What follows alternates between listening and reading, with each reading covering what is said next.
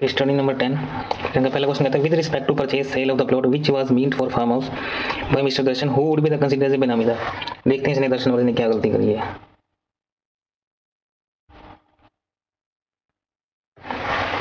इसने एक प्रॉपर्टी बेची थी 2.60 करोड़ रुपए की और 2.25 करोड़ इसने डिपॉजिट करवा दिए मिस्टर दर्शन ने के अकाउंट में और 35 लाख रुपए इसने डिपॉजिट करवा दी अपनी वाइफ के नाम पे।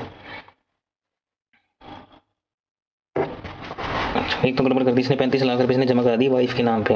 और mister Darshan while choosing among the various piece of land next year location best sited for the farmer Darshan out of the saving purchase 2.25 crore rupees same was registered in the name of his daughter in law wife of Ayan. एक गड़बड़ इसने यहाँ कर दी, daughter in law के नाम पे करवा दी। और आपने देखा था इस बेनामी के अंदर कि वो प्रॉपर्टी खरीद सकता है अपने बच्चों के नाम पर, बच्चे भी उसके खुद के होने चाहिए, डॉटर इन लॉज के अंदर कवर नहीं होती। तो यहाँ पर एक गड़बड़ ये होगी और एक गड़बड़ ये होगी, उसने वाइफ के नाम पे पैसे जमा करा दिए। तो अगर हम प्रोहिबिशन बेनामी ट्रांजेक्शन पे जाएं बेनामीदार की डेफिनेशन पे, तो बेनामीदार का मतलब होता है कोई भी पर्सन, फिक्टिशियस पर्सन, और जिसके नाम पे प्रॉपर्टी हेल्ड करते हैं, ट्रांसफर करते हैं और जो नाम देता है, नाम प्रोवाइड करता है। तो यहाँ पे दोनों ही फंस गए। तो हमारा आंसर आ जाएगा both daughter in law and wife. Whether BCL can apply for the initiation of corporate insolvency resolution plan against the specified gym equipment manufacturer। BCL apply कर सकता है। BCL का नहीं, इस क्वेश्चन में CIRP हुआ था तो BCL खुद करना चाहता है वो तो कर ही सकता है। इस क्वेश्चन के अंदर क्या हुआ, एक ऑपरेशनल क्रेडिटर था, उसने BCL कंपनी के पैसे नहीं दिए थे, तो BCL कंपनी उसके ऊपर CIRP करना चाहता है, कर सकता है। यस वाला आंसर आ जाएगा अपना। Under FEMA 1999 miss Vanya financial year 2020-21 will be consider as.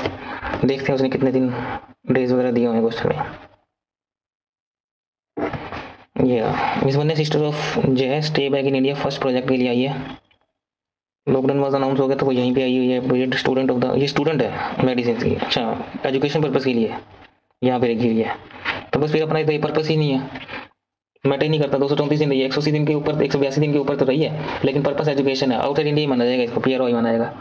हमने पढ़ा हुआ ना वो अपना जो पर्पस होता है, वो पर्पस कौन कौन से हो सकते हैं। एम्प्लॉयमेंट पर्पस होना चाहिए, बिजनेस वोकेशन के लिए आप आ सकते हो, या फिर ऐसे पीरियड के लिए जो वो है इंटेंशन आपकी ना वो अनसर्टेन, आपको पता नहीं कितना टाइम यहाँ पे रहोगे। अगर वो 3 पीरियड 3 रीजन से अगर आप बाहर जाते हो तो PRO OI कहलाते हो। बाहर का कोई पर्सन यहाँ आता है उन 3 रीजन की वजह से तो वो PRI कहलाता है। तो अपना जो है पर्पस है वो एजुकेशन है, तो फिर 182 डेज मैटर ही नहीं करते, PROI होना चाहिए अपना आंसर इसका। तो अपना आंसर हो जाएगा B। चलो भाई नेक्स्ट क्वेश्चन देखते हैं। With respect to project GVR KPL is considered to be, penalty लगानी है अपने को। देखते हैं क्या गड़बड़ करी है उन्होंने। क्या था GVR वाला पॉइंट, GVR वाला पॉइंट ये रहा। देखते हैं क्या गड़बड़ करी है इन्होंने। ABDR started another project recently, GVR project was duly registered with the state of RERA authority. ठीक है। गुरु कृपा प्रॉपर्टी लिंकर सत्य साई रियल एस्टेट एजेंट पर अपॉइंटेड हुआ था। ठीक है। अप्लाइड फॉर रजिस्ट्रेशन सेक्शन 9 के अंदर 21 सितंबर 2020 को अपना रजिस्ट्रेशन अप्लाई कर दिया था और 29 सितंबर को GKPL facilitated the sale of first flat.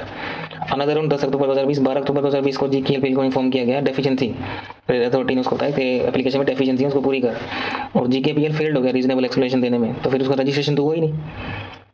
14 अक्टूबर को opportunity being there application supposed to be rejected होगी। 15 अक्टूबर को अथॉरिटी ग्रांटेड सिंगल रजिस्ट्रेशन।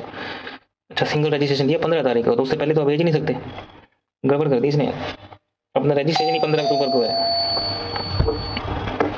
जो कि गारंटी डेट है 12 अक्टूबर 2020, तो ये 12 अक्टूबर 2020 से वैलिड है।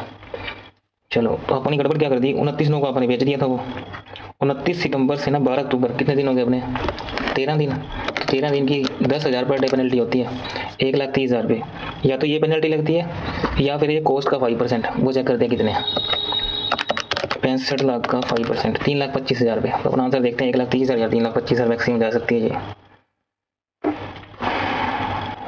तो अपने से पूछा है पेनल्टी कितनी लगेगी, तो पेनल्टी आप एक बार इसको मिनिमम बताएंगे, अगर इसका सब्जेक्ट टू मैक्सिमम आ जाए तो 3,25,000 आंसर भी हो सकता था इसका।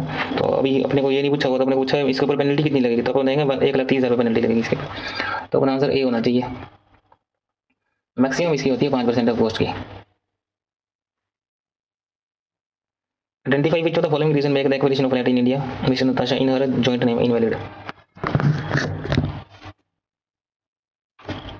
देखते हैं कौन कौन सी इनवैलिड है। Invalid because neither of the owner of the property is resident in India. Invalid because 2 years has not been elapsed since the marriage of her. Invalid because of the part of the consideration was paid by Jane in Indian currency. तो अपने को पता नहीं इन दोनों तीनों में से कौन से पॉइंट इसमें गड़बड़ हुई है क्वेश्चन के अंदर।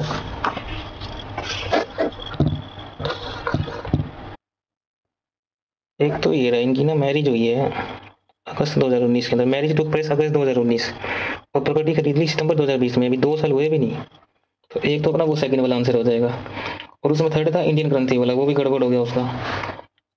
तो अपना आंसर हो जाएगा 2 and 3। चेक करते हैं जाके अपना आंसर। दूसरा पॉइंट भी गलत है, तीसरा पॉइंट भी गलत है, तो अपना आंसर हो जाएगा 2 and 3, बी आंसर हो जाएगा इसका अपना। चलो नेक्स्ट क्वेश्चन पे आते हैं। In the light of the application provision of relevant law procedure decide validity of the Credence. Credence का मतलब होता है अजम्पशंस, लिख के रख लो, क्रेडेंस का मतलब होता है अजम्पशन। हेल्ड बाय मृदुला, उसको बताना है। पेनल्टी लगा दी 3%, ये तो अपना डायरेक्ट क्वेश्चन ही है, केस स्टडी जाने की जरूरत ही नहीं है। तो सीसीए ने इसके ऊपर पेनल्टी लगा दी 3% की, तो प्रोविजन के हिसाब से वो 10% लगा सकता है, कोई दिक्कत वाली बात नहीं है। तो सेम क्वेश्चन पेपर के अंदर आ सकता है, पेनल्टीज वगैरह पूछी हुई है इसके अंदर। अगर वो डेनाइज वगैरह कर देता है, deny does not obey the order of CCA, तो उसके ऊपर पेनल्टी कितनी लग सकती है, डायरेक्ट क्वेश्चन है, इसका हम आंसर देख लेते हैं एक बार। तो पहले तो वही कह रहे 3% वाली बात, वो 10% से ज़्यादा 10% तो वैसे ही लगा सकता था वो। तो which shall not be more than 10% of the average of the turnover for the last 3 financial year. पिछले 3 साल का एवरेज करके उसका टर्नओवर का उसका 10% लगा सकता है वो। हमने तो 3 ही लगाई है, तो with in the scope of CCA power, उसके पावर के अंदर है। रिट पिटीशन नंबर बता रहा है ये यार that CCA does not perform only और प्योरली एडजुडिकेटिंग अथॉरिटी। अब प्रश्न सेकंड पॉइंट क्या पूछा था इन्हें, whether CCA is authorized to play the role of administrator or judicial tribunal simultaneously या full time adjudicating authority। Quasi judicial proceeding तो ये कर सकता है, लेकिन ना फुल टाइम एडजुडिकेटिंग अथॉरिटी की पावर इसके पास नहीं होती, इतनी पावर नहीं है कि एडजुडिकेटिंग अथॉरिटी का काम आप इसको दे दें। तो ये रिट पिटीशन थी एक, उसके अंदर बताया हुआ इन्होंने, CCA does not perform only और प्योरली एडजुडिकेटिंग फंक्शन, प्योरली नहीं कर सकता। बॉडी जो इसकी होती है ना, वो होती है क्वासी जुडिशियल होती है, when it proceeds to issue final order. ठीक है, क्वासी जुडिशियल है, आधे काम कर सकता है, कर नहीं भी कर सकता, कर भी सकता है, लेकिन प्योरली नहीं कर सकता। उसको अपना थर्ड पॉइंट क्या पूछा उसने, CCA conducted an inquiry under section 7 automobile company apart from the company against whom the complaint was made, whether CCA authorized to expand the scope of its inquiry। ये power होती है उसके पास, वो अपनी power को बढ़ा सकते हैं इंक्वायरी को। और if BML does not obey the order of CCA, तो मॉनिटरी पेनल्टी बताओ उसके ऊपर कितनी लग सकती है। चलो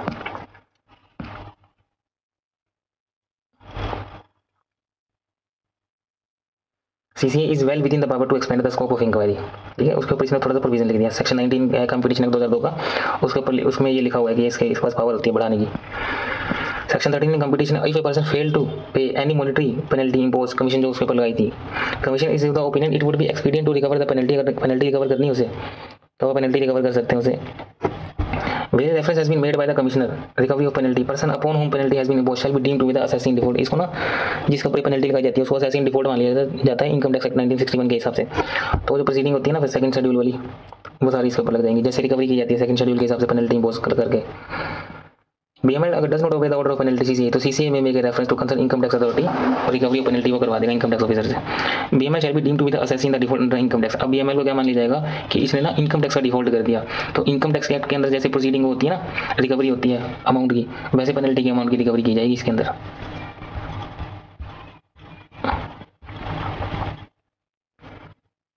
Considering the validity of both the application moved by the association of allotee, light of the applicable provision relevant law, whether the advance payment made against the allotment to be made to the allotee can be regarded as a financial lending, or how advance given by the home buyer against the allotment is distinct from the debt of the operation creditor। ये अपना direct question है, बस highlight करके रख लो, अगर paper के अंदर आपसे पूछ लेना ऑपरेशनल क्रेडिटर और रेरा के अंदर जो होम बायर्स होते हैं इन दोनों में डिफरेंस क्या है, यहाँ से छाप देंगे आप। whether the making of the application for claiming relief under section 18, ये भी डायरेक्ट क्वेश्चन पूछा हुआ है, रेमेडीज वगैरह पूछी हुई है। देख लेते हैं आप इस क्वेश्चन का आंसर भी एक बार। ये ऑपरेशनल क्रेडिटर और एडवांस बाय द allotee, इन दोनों में क्या डिफरेंस होता है हमारे को याद नहीं कर रहा। और सेकंड उसने पूछा था सीधा section 31 of the SADC gives power to the aggrieved person to file a complaint, says the purpose of subsection person shall include association of allotee। और हमने देखा था ना उसके अंदर रिएक्ट के अंदर भी देखा था अपने, there are additional remedies which will not bar other remedy available to home buyer. ये था कि एडिशनल रेमेडीज हैं, आप कहीं और भी जा सकते हो, कहीं और भी आप अपील कर रहे हो ना, आप किसी और एक्ट के अंदर अपील कर रहे हो वहाँ पे कर दो, रेरा में भी कर सकते हो आप। सेक्शन 88 कहता है रेरा तो ना एडिशन है, addition to not in derogation, कि आप उसकी जगह इधर आना इधर आगे तो उधर नहीं जाना, ऐसा कुछ नहीं होता। Association of authority is eligible to claim relief under section 18 of RERA in addition to action under IBC. IBC के अंदर जो आपने एक्शन लेना ना वो ले लो, उसके बाद अगर आपको लगता है ना रेरा के अंदर भी कोई प्रोविजन है वहाँ पे भी आप जा सकते हो, तो रेरा में भी आपको रेमेडीज मिल जाएगी, आप हम आपको मना नहीं करते। तो यही क्वेश्चन पूछा हुआ था इसके ऊपर। चलते हैं क्वेश्चन नंबर 8 पे।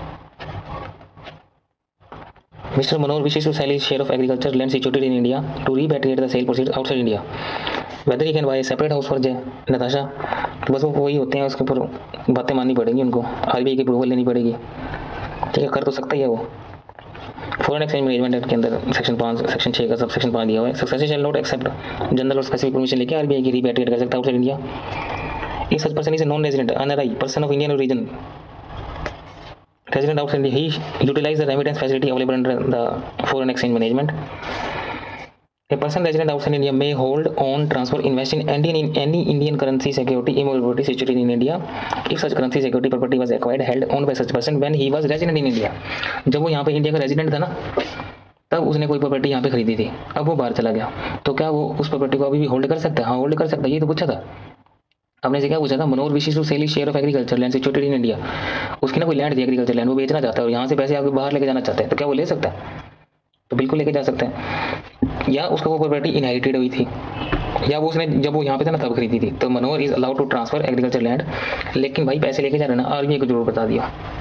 After seeking permission from RBI, he can also utilize the remittance facility available under the FEMA.